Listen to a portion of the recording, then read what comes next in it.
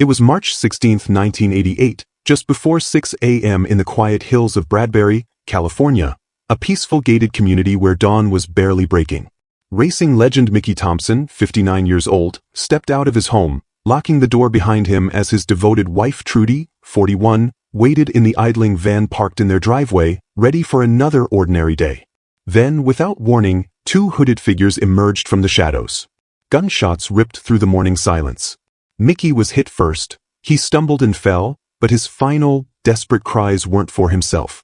Over and over, witnesses later recalled hearing him beg, "Please don't hurt my wife. Please don't hurt my wife." They forced him to watch as Trudy was brutally executed right there in front of him, and then they finished him too. Nothing was stolen, not the $70,000 in jewelry she wore, not the thousands in cash. This was no robbery. It was a cold, calculated act of revenge. Everyone in the tight-knit racing world immediately suspected who had ordered the hit, but proving it would take a grueling 19 years. The brutal murder of Mickey Thompson. Why it took 19 years to finally prove who did it. Stay with me, the truth is even darker than you think. Who was Mickey Thompson? The legend. Marion Lee Mickey Thompson was born on December 7, 1928, in Alhambra, California, a kid from a working-class family who grew up obsessed with speed. At just 14 years old, he bought his first car for $7.50, a beat-up 1927 Chevy, and started tinkering, rebuilding hot rods, and racing on the dry lake beds of Southern California long before he could legally drive on the street. That early fire never died. Mickey Thompson would go on to become one of the most innovative, relentless figures in American motorsports history. A driver, designer, builder, promoter, and record breaker who refused to accept limits. By the 1950s, he was already rewriting the rules of drag racing. In 1954, he pioneered the slingshot dragster design, moving the driver behind the rear axle for better traction and lower center of gravity, a setup that changed the sport forever. In 1955, he became the first drag racer to break 120 miles per hour in the quarter mile, then pushed it to 150 miles per hour the same year. He managed Lyon's drag strip, built engines, and won championships across categories. But his biggest dream was land speed. Mickey had watched Englishman John Cobb hit 394 miles per hour back when he was a boy, and he vowed to beat it. In 1960, driving his self-built Challenger 1, a massive, four-engine, four-wheel drive beast powered by supercharged Pontiac motors, he screamed across the Bonneville salt flats at 406.60 miles per hour. That one-way run made him the first American to officially break the 400 miles per hour barrier on land. A broken drive shaft stopped the return run needed for a full record, but the world knew Mickey Thompson was the fastest man alive. He didn't stop there. In the early 1960s, he took on the Indianapolis 500, building and campaigning rear-engine cars with stock block engines, innovations that helped shift Indy car design forever.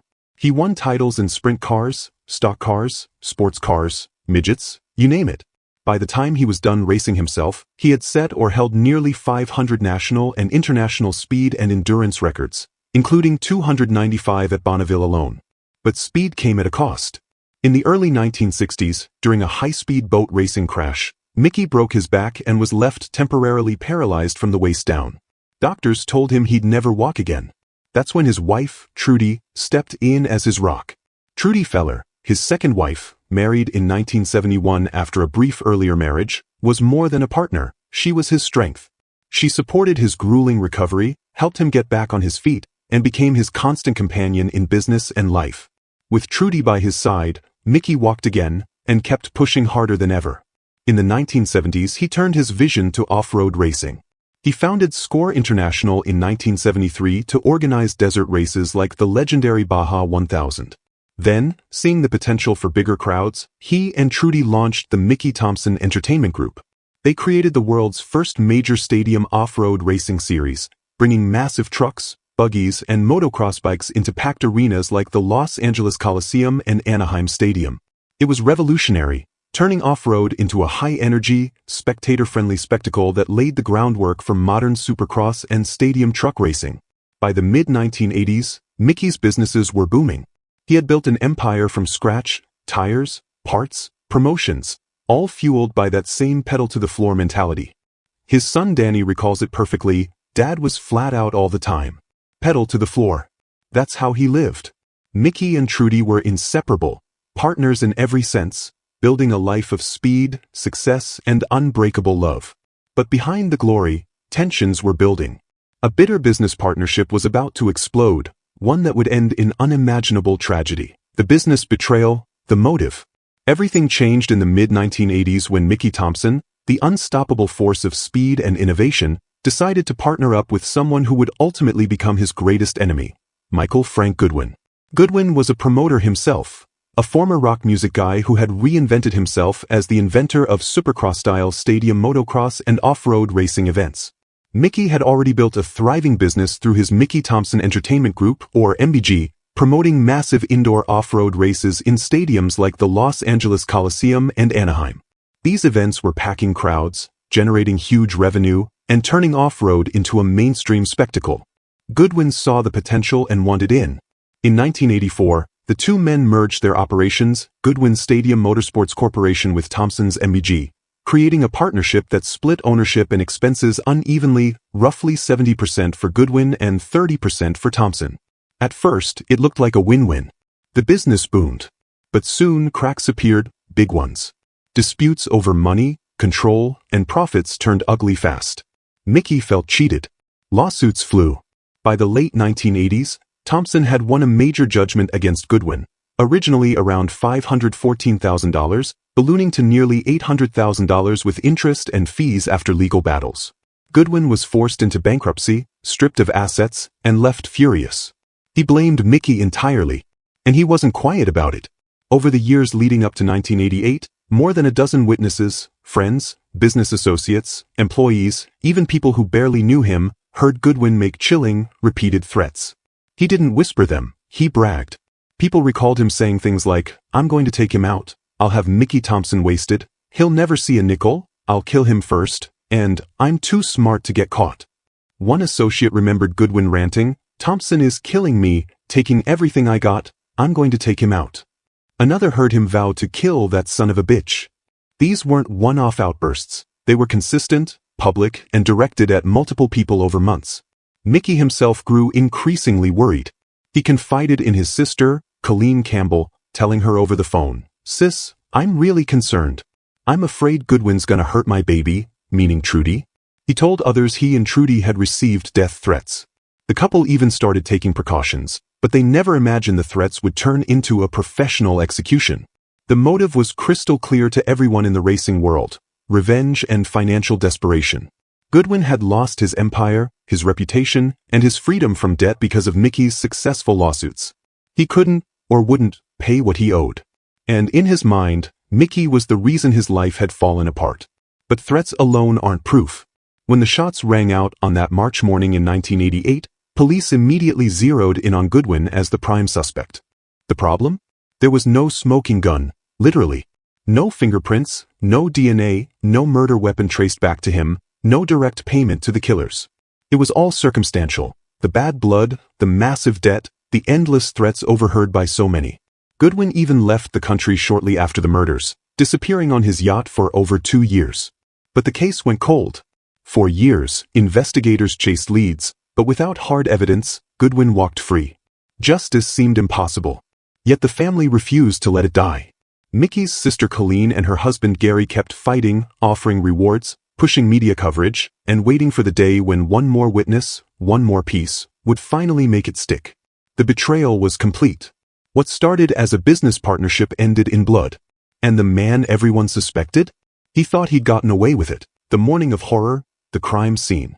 March 16, 1988, dawned cold and quiet in the exclusive gated community of Bradbury, California, just a few miles from the hustle of Los Angeles but worlds away in peace.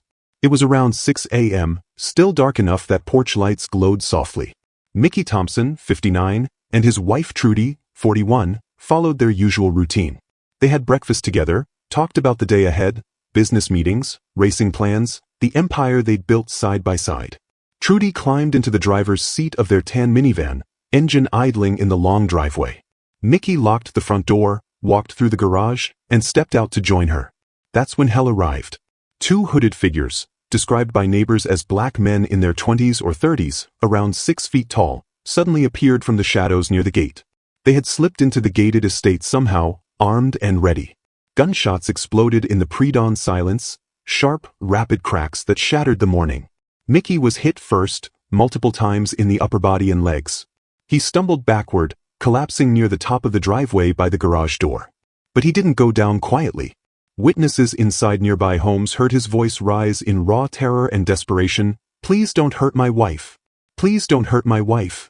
Over and over, screaming it as loud as he could, begging for Trudy's life even as his own slipped away. The killers showed no mercy. One gunman kept Mickey pinned, forcing him to stay conscious long enough to witness the horror. Trudy, still in the van, tried to react, perhaps to drive away or help her husband. A shot smashed through the windshield. The van lurched backward, slamming into a wall or curb as Trudy was hit.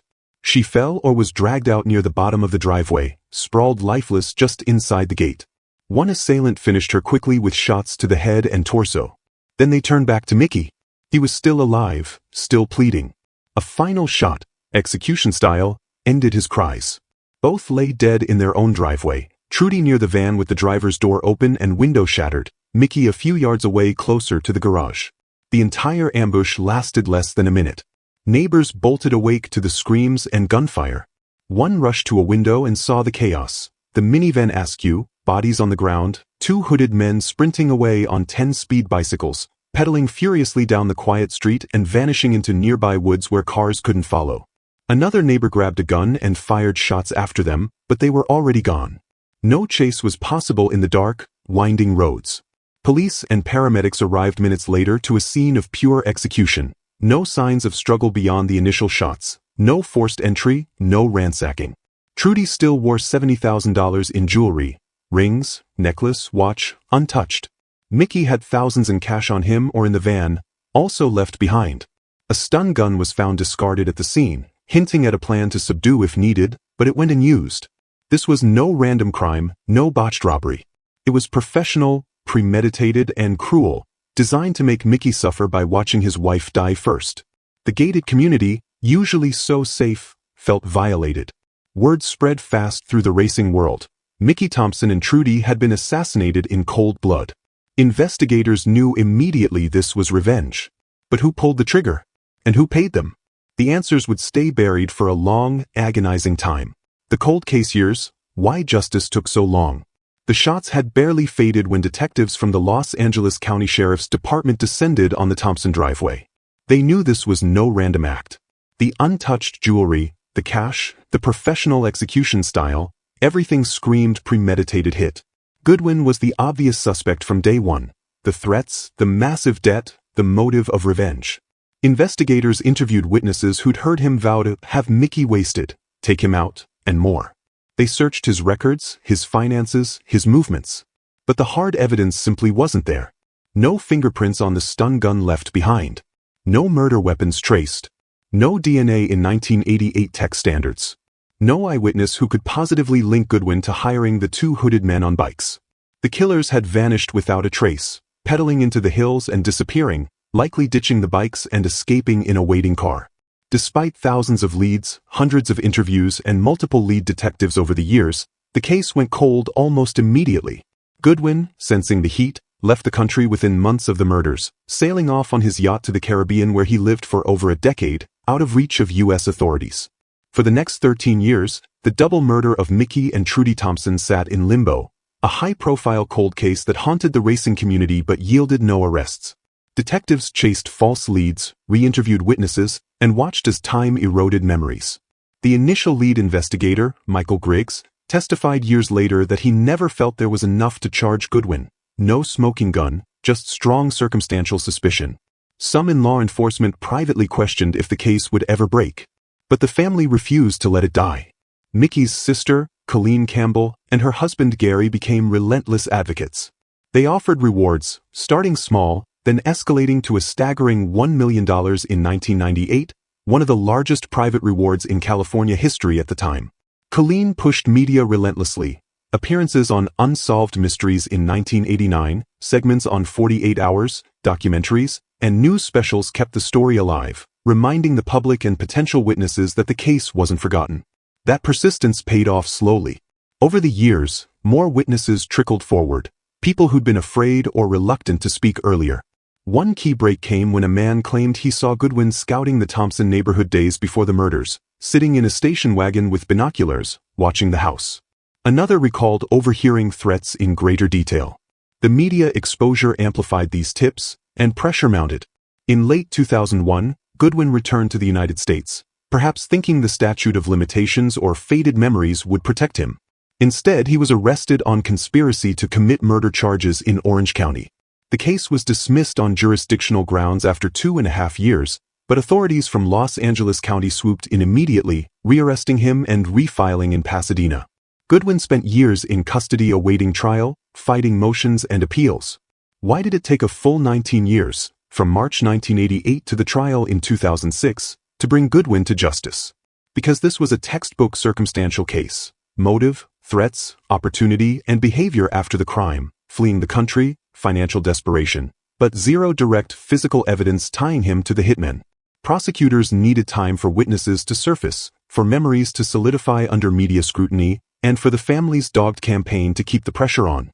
Without Colleen's refusal to give up, her phone calls, interviews, and reward offers, the case might have stayed buried forever. The killers themselves? Still unidentified to this day, their identities one of the enduring mysteries. Goodwin thought he'd orchestrated the perfect crime, smart enough to hire proxies, distant enough to avoid fingerprints. But time, persistence, and one more witness finally cracked the wall. Section 6. The Trial and Conviction, Justice After 19 Years. January 2007. Pasadena Superior Court. After nearly 19 years of waiting, the man accused of masterminding the execution of Mickey and Trudy Thompson finally faced a jury. Michael Frank Goodwin, now 65, sat in the defendant's chair, calm, composed, still insisting he had nothing to do with the murders. Prosecutor Bobby Grace laid out the case with surgical precision. This was no mystery, it was revenge wrapped in a business betrayal. Goodwin owed Mickey Thompson hundreds of thousands of dollars he could never repay after losing lawsuit after lawsuit. He had threatened to kill him, repeatedly, in front of more than 15 witnesses who took the stand one by one. They repeated the chilling words, "I'm going to take him out, I'll have Mickey Thompson wasted, he's killing me, so I'm going to kill him." One witness described Goodwin sitting in a car near the Thompson home with binoculars just days before the murders, watching, planning. Another testified that Goodwin bragged about being too smart to get caught.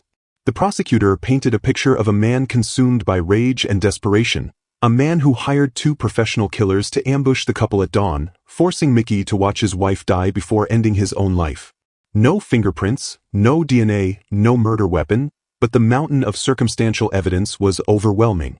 The defense fought back hard. Goodwin's attorneys argued it was all hearsay, angry words from a bitter business rival, not proof of conspiracy. They pointed out the obvious, no direct link to the 2 hooded gunmen who pedaled away on bicycles and were never identified. They suggested other possible motives in the high-stakes racing world, even hinting at enemies Mickey might have made over the years. They called the case a tragedy built on speculation, not facts. Goodwin himself never took the stand, letting the jury decide on the evidence alone. For weeks, the courtroom filled with family, racing friends, former employees, all watching as the past was relived in graphic detail. Colleen Campbell, Mickey's sister, sat in the front row every day. She had spent almost 2 decades keeping the case alive, offering the $1 million reward, appearing on national television, refusing to let her brother and sister-in-law become forgotten victims. When she finally took the stand, she looked straight at Goodwin and called him evil, the man who stole the most important people in her life. On January 31, 2007, after days of deliberation, the jury returned their verdict, guilty. Guilty on 2 counts of first-degree murder with special circumstances, premeditation, and multiple victims. The courtroom fell silent, then erupted in quiet sobs from the Thompson family side. Goodwin showed no emotion, no tears, no outburst, just the same blank stare he'd worn throughout the trial. Judge Robert Perry sentenced him to 2 consecutive life terms without the possibility of parole. As he was led away in handcuffs, Colleen Campbell stood outside the courthouse and spoke to reporters. "Justice has been served. My brother and Trudy can finally rest in peace." Goodwin appealed the conviction, but in 2015 the California Court of Appeal upheld it, finding the circumstantial evidence strong enough to prove beyond reasonable doubt that he had orchestrated the hit. 19 years after the gunshots shattered that quiet morning in Bradbury, the man who thought he was too smart to get caught was finally behind bars for life. For the first time since March 16, 1988, the Thompson family could begin to heal. But one question still lingers, unanswered to this day. Who were the two hooded men on the bicycles? Their identities remain a mystery, the final loose thread in a case that took almost 2 decades to close. With Michael Goodwin locked away for life, his appeals repeatedly denied, including the final major rejection in 2015 and later bids turned down as recently as 2021, the courtroom chapter closed. Goodwin remains incarcerated at the Richard J. Donovan Correctional Facility in San Diego, serving 2 consecutive life sentences without parole for orchestrating the murders. The conviction stood on the overwhelming circumstantial evidence, the threats, the motive, the betrayal. Yet the 2 hooded gunmen who pulled the triggers that March morning have never been identified, never arrested, and to this day, their faces remain shadows in one of racing's most infamous cold case footnotes. Despite the $1 million reward offered by the family and renewed media attention through shows like Unsolved Mysteries, 48 Hours, and the Netflix series Homicide, Los Angeles, the triggermen slipped away forever, leaving the full picture of that brutal dawn incomplete. But Mickey Thompson's story didn't end in tragedy. His legacy roars on through his son, Danny Thompson, who has carried the family name back to the Salt Flats and beyond. Danny, who started racing quarter midgets at age 9 under his father's watchful eye, has become a land speed legend in his own right. In recent years, he dusted off the restored Challenger 2, the very streamliner Mickey built, and shattered records his father dreamed of, hitting over 448 miles per hour and even 450 miles per hour on the Bonneville Salt Flats in multiple runs during the 2020s. Danny speaks at events, shares stories of his dad's relentless drive, and keeps the spirit of innovation alive in off-road and speed racing. The Thompson name still echoes in tires, promotions, and the stadium events that evolved into modern supercross, all born from Mickey's vision. Sadly, the family has faced more loss. Mickey's sister Colleen Campbell, the fierce advocate who never gave up on justice, who offered the massive reward, pushed media coverage, and turned personal pain into a lifelong fight for victims' rights, passed away in October 2025 at age 93. Her death was mourned by those she inspired, a reminder of how one woman's persistence cracked a case wide open after nearly 2 decades. Mickey and Trudy's unbreakable bond, their empire built from scratch, and the horror that ended it all serve as a stark lesson. Ambition can create legends, but betrayal can destroy them. In the end, justice came for the mastermind, but the shooters remain ghosts. Mickey Thompson proved speed has no limits. His family proved persistence can outlast even the darkest secrets. And the racing world? It keeps moving forward, faster than ever, carrying his name into the future. And there it is, the brutal murder of Mickey Thompson and his wife Trudy, a story of speed, success, betrayal, and a fight for justice that took almost 2 decades to win. Michael Goodwin paid the price with life in prison, but the 2 men who actually pulled the triggers remain free, their identities one of the last unsolved pieces in this haunting case. Mickey's legacy lives on through his son Danny, who keeps breaking records on the Salt Flats, and through every stadium off-road race that still echoes the innovations he pioneered. It's a reminder that some stories end in courtroom victory, but the pain and the questions can linger forever. If this deep dive into one of motorsports' darkest true crime mysteries gripped you, hit that like button to show some support. It really helps the channel. And if you want more stories like this, unsolved cases, racing legends, cold case breakthroughs, make sure you subscribe and turn on the bell notifications so you never miss the next one. Drop a comment below. Do you think the real triggermen will ever be found? Or was Goodwin the only one who truly deserved to pay? Let me know your thoughts. I read every single one and love hearing from you guys. Thanks so much for watching all the way through.